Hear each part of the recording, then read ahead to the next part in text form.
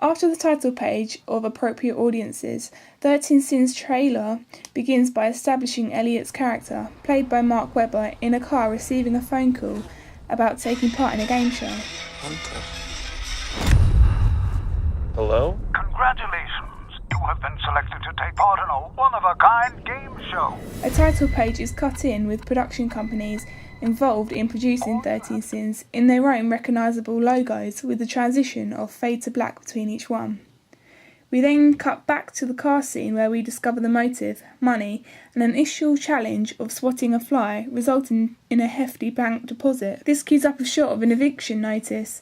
We then become aware Elliot is desperate for money.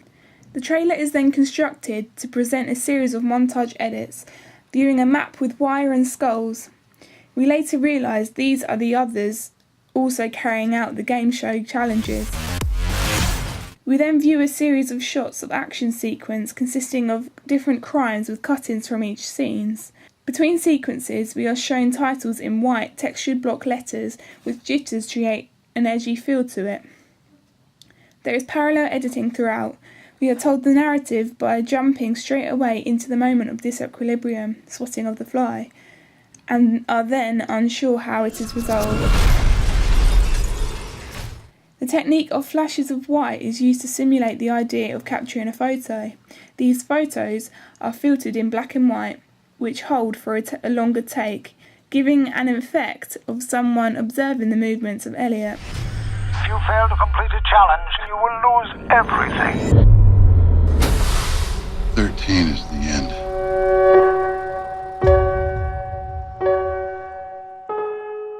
The crimes are completed with symbols. They are constructed to plant the idea of the type of crime in the viewer's head, and then fades to black to let the imagination of the viewer trigger the ending to the scene, which inevitably is horrifying. The trailer is resolved by a count of 13 with fast-paced cut-ins of action clips, and finally finishes with the film title in the same font we see throughout the rest of the trailer. Then the final production companies and important crew with copyright laws are seen. An ELS of Elliot in his car in a deserted road during the night with dark lighting makes this already unsettling to the viewer, contrasting later with the second ELS of the living American state. A series of MCU of objects makes this unclear to the viewer, as the whole story isn't told in each frame. A high-angle LS is used that tightens slightly to show that the criminal acts Elliot is committing is not condoned and the police are of a higher authority. A CU reaction shot of Elliot allows the viewers to examine his disgust facial expression, which reinforces the fact that Elliot now knows what he is doing isn't right. The trailer begins with the buzz of a fly. It then turns silence, which is disturbed by the sound of Elliot's ringtone. This is constructed to be a circus theme tune, reinforces the whole narrative of a game show. Hunter. We then hear the filtered phone voice of the mysterious caller, which is unsettling as we do not know his identity.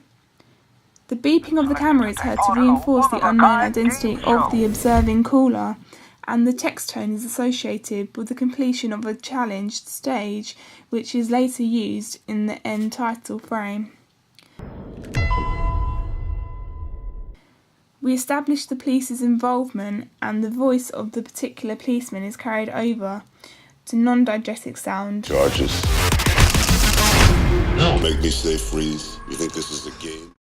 A dark drum is used when Elliot flips his phone up in the first scene, which tells the viewer it isn't a welcoming call. Hello? During the frames of montage editing, we hear jumpy white noises, creating tension and alarms in the audience. During the middle of the trailer, at the series of action sequence clips, a sound file of electronic fast-paced music in the major key is used to excite the audience. This music keys up the sudden silence, pairing with a high contrasted beat, a sound code which distresses the viewer and makes their imagination dread what happens next. The sound fades as the film feature title appears, and a final text message tone that is heard earlier is played once.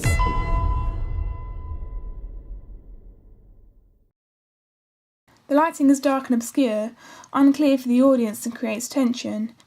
Cameras are placed into the scene to remind the viewer that people are watching. The fly is the initial start to the game and mindless thing that people every day would do. The eviction notice makes the viewer identify with Elliot and his reasoning as to why he is playing the game.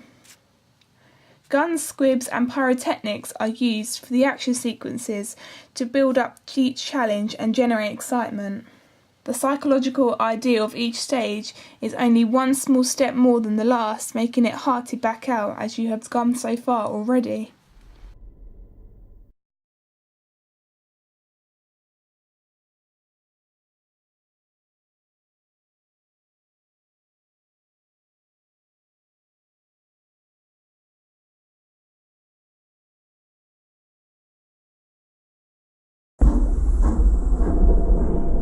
Please don't go up to Ilmar's house. If we open the door to superstition, where does that lead? I feel she's there, trying to reach me.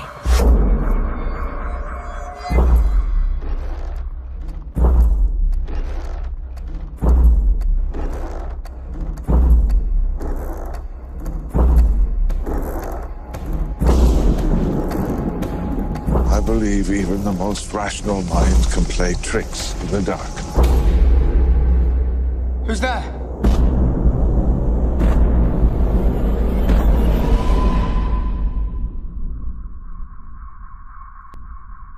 They prey on those most in need.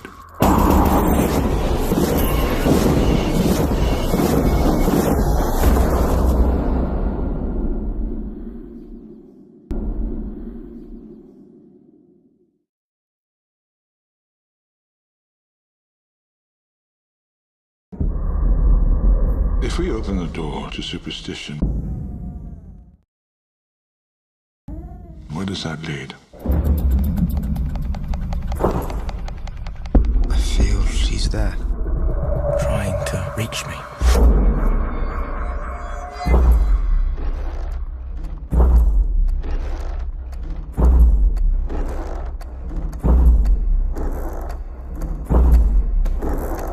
They prey on those most in need.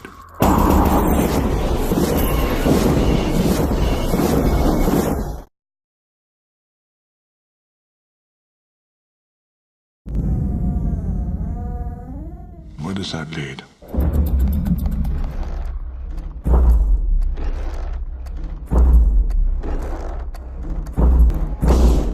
If we open the door to superstition,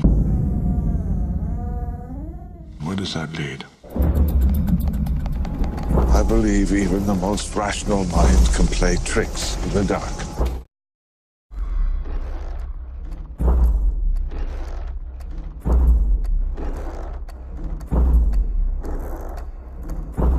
Trying to reach me.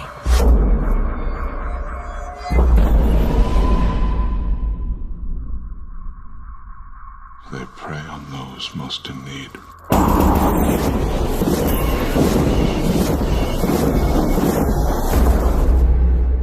Who's there?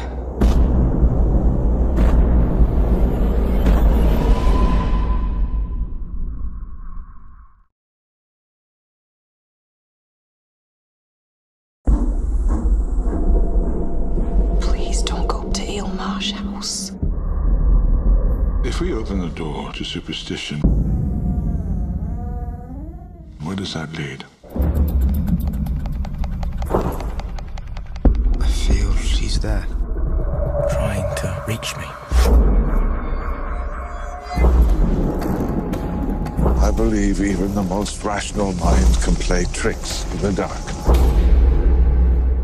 Who's there?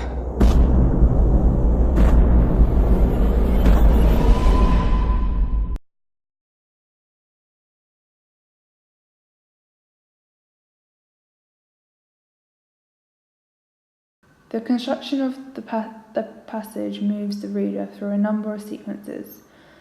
The trailer starts off with a moment of equilibrium, where you see the family having breakfast and a casual conversation like a normal everyday life. We then see a fade in from black to cut into the next shot, showing the busy streets in America.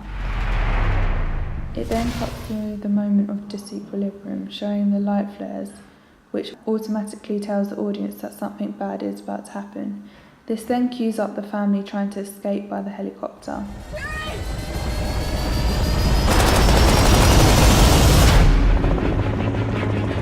Throughout the trailer, we see many fast-paced cuts showing the destruction of the city from the explosions. This signifies that it is an action-packed film. We also see a series of shots in the dark showing the military getting ready to fight. This creates an adrenaline rush for the audience. The end of humanity. I don't want to leave you. Transitions are restricted to fast-paced cuts, which is typical of the genre, and it also creates a sense of foreboding. There's a memo sent from this installation. Pretty obvious nobody back home bothered to read it. If I could get into Russia, where would I start? Russia's a black hole. I need answers. We then see the zombies trying to destroy the city and crowd of people running away from this. Guns are half measure, You with the CIA? but they're not with me. We see the protagonist call his wife towards the end of the trailer to see if his family is safe. This also shows that he has been separated from his wife.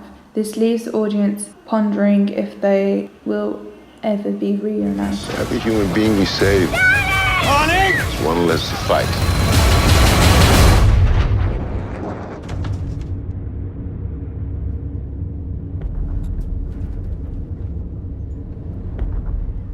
In the final scene, you can see the protagonist horrified from what he has just been involved with.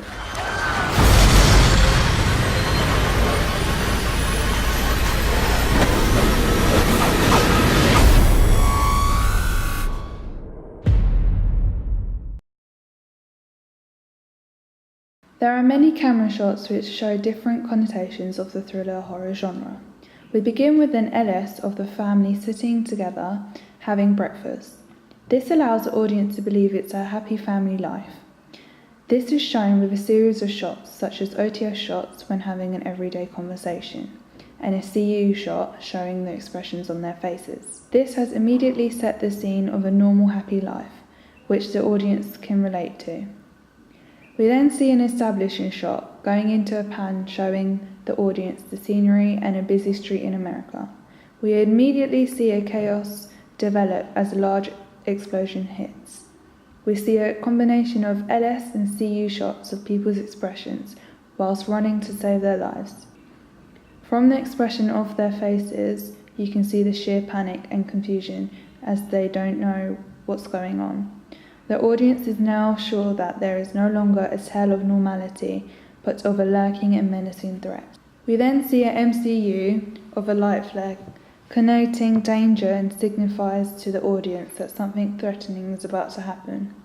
We then move to what looks like a handheld camera when the family is trying to get into the helicopter, which gives a shaky effect. We then come to a series of ELS shots of the city being destroyed. This is reinforced many times to make an emphasis on the danger that everyone is in. The trailer begins immediately with diegetic sound, such as the dialogue of the family talking. This creates a happy family, everyday life for the audience. Or snowman. Shortly after this, we instantly hear car horns, which sets the scene of a busy street in America. Throughout the trailer, we can hear gunshots and helicopters, which is very typical of a thriller/horror film. This also adds to the suspense for the audience. It's the same worldwide. Is anyone doing better than we are? We've lost these. At the beginning of the trailer, we hear the light flares being lit and the family exchanging dialogue. As the characters are whispering, it makes it more spooky and also shows the danger that awaits them. How do we know they're coming? They're coming. Ready?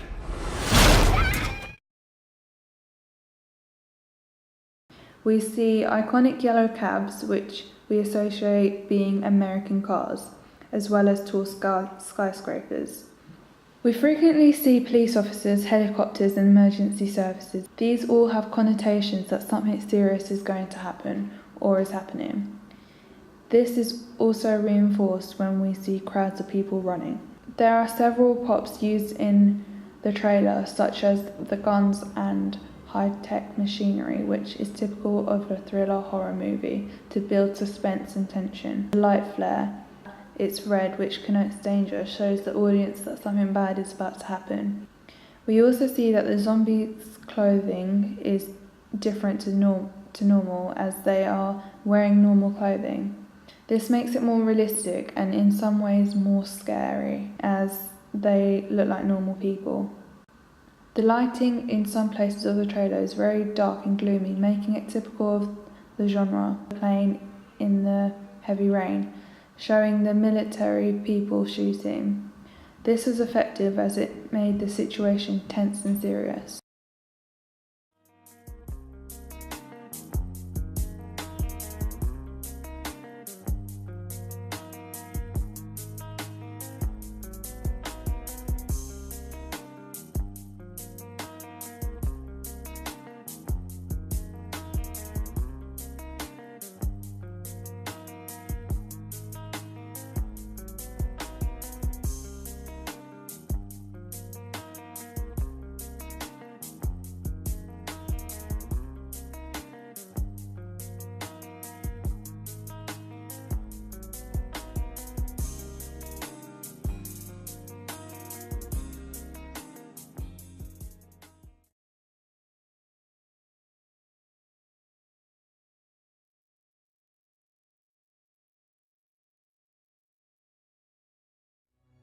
Okay, you need to finish your homework. You need to get ready for your bath. Leaving in a couple minutes. Happy birthday. Thanks, Dad. Well, here you go. That's where you'll be spending most of your time. The company wants us to patrol the premises every couple of hours. The mirrors, they're so clean. Fella who was working here before you, he was completely obsessed with these mirrors.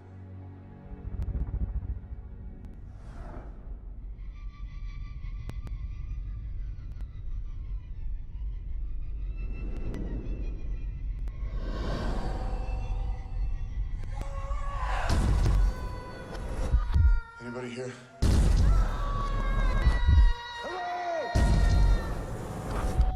What the hell?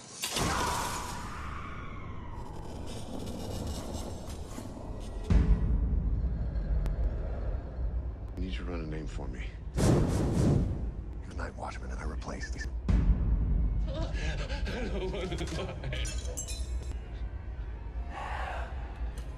just need to know how he died. What are you talking about? I'm seeing things. Bad things. I'm not acting scared, but he is. What are you doing? Nothing. I'm not the one looking into the mirrors, but they're looking back at me. There's no one looking back at you through the mirrors.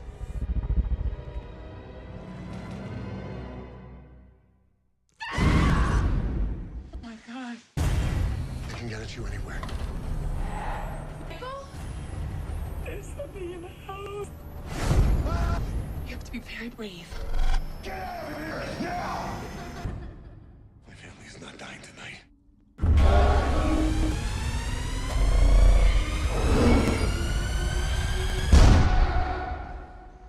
Lighting the one!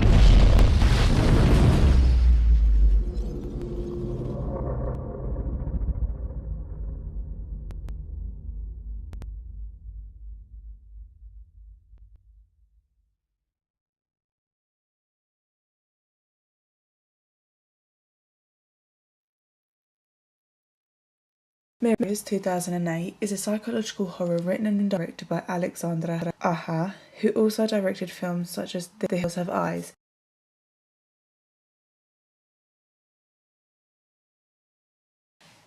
The trailer begins with an extreme long shot of the family house, which cuts into a long shot in the house. It makes us automatically sympathise with the protagonist, making us cheer him on throughout the film, hoping nothing dramatic will occur. It then cuts Ben being shown around the old haunted department store, dialogue talking about the mirrors and their history. This piece of dialogue reveals the plot of the film and the significance of the mirrors.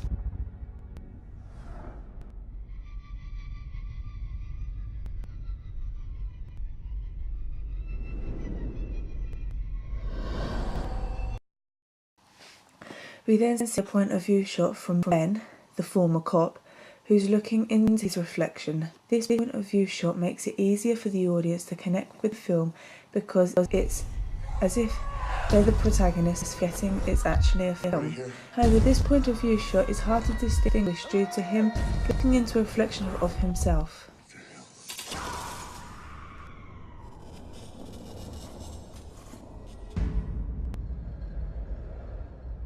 Later we witness a few close-up shots of the protagonist along with some other characters.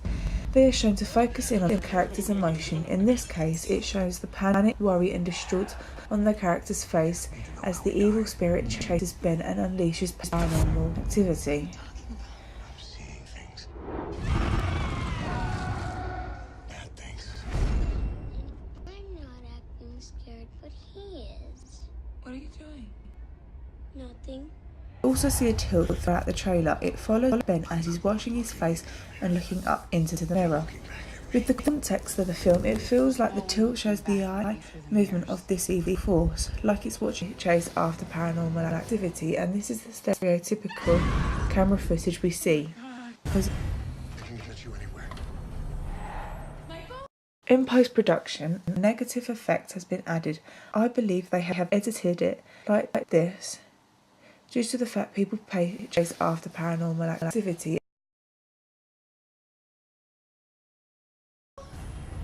There's something in the house. You have to be very brave. Get out of here! Now! My family's not dying tonight.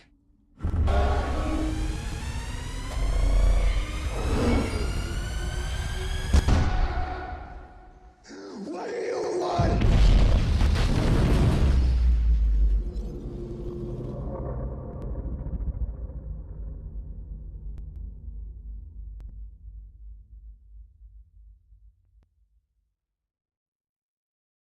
At the start of the film, the transitions between cuts were normal with slow takes. Then the paranormal happens and the cuts become expressively supernatural, portraying the theme of the film. The trailer starts with a voiceover. We instantly connect with him as the dialogue is him talking to his children. From this, we assume he is the protagonist throughout the whole of the film. When the supernatural spirit arises, non-diegetic sounds such as wind, screaming and the scratching of mirrors all build up the tension, which further engages the audience more. Behind these sounds, no music is being played, also adding to the tension. What the hell?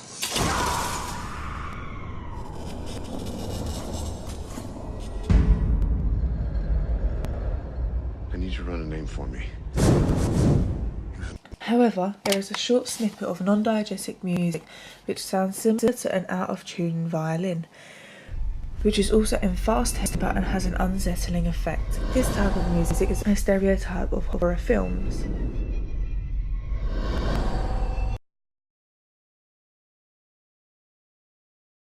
At the start of the trailer, the company's ads are shown. However, this time they're flipped like a reflection. This shows the lengths they have gone to persist with the mirror concept. When Ben is shown in the burnt down department store, the lighting is low-key reflecting the dark and evil force prying in this room. So clean. Fella who was working here before you, he was completely obsessed with these mirrors. Compared to the light in the family home, it also has a warm filter over the top, reflecting the peace and tranquility contrasted against the department store. When a child is added into a horror story, the audience almost instantly emotionally connects with the child and doesn't want anything bad to happen. This is exactly what occurs in mirrors. Later on, we see Ben looking in his wing mirror, and engraved in the mirror says, objects in mirrors seem much closer than they appear. This links in with the theme having a hidden meaning, that the evil force behind the mirrors are much closer than you actually think.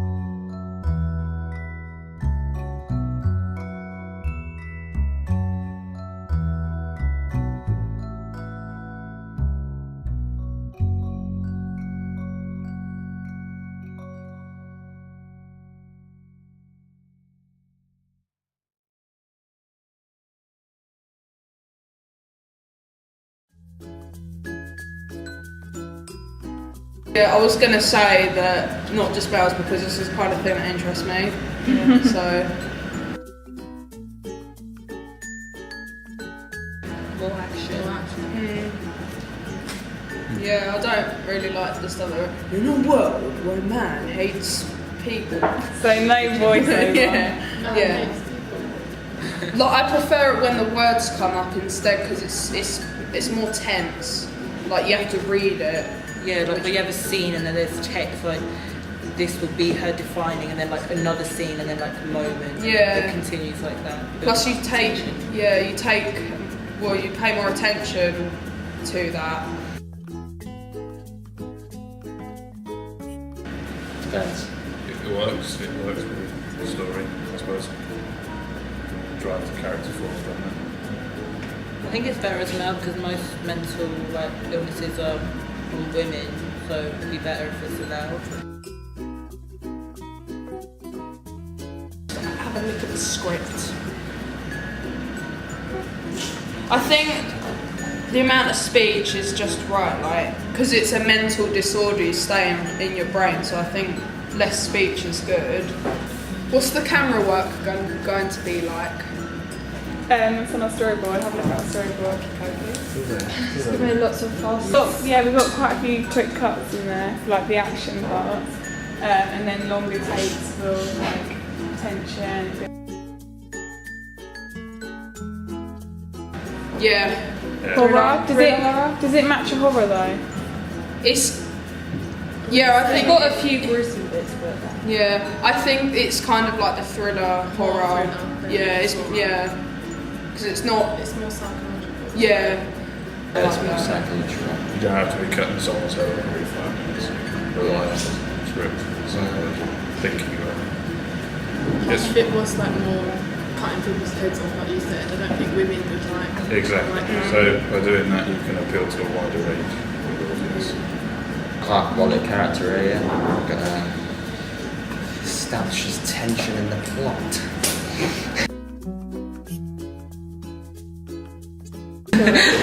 Well, I don't think so. No. It's quite. There's not many films like that. No, it's pretty unique. You're not following some sort of established. And it's good that it's good that it's different. Yeah. You know what I mean? It's got like It a stands out. fancy techie thing to it. So. Thanks, brilliant.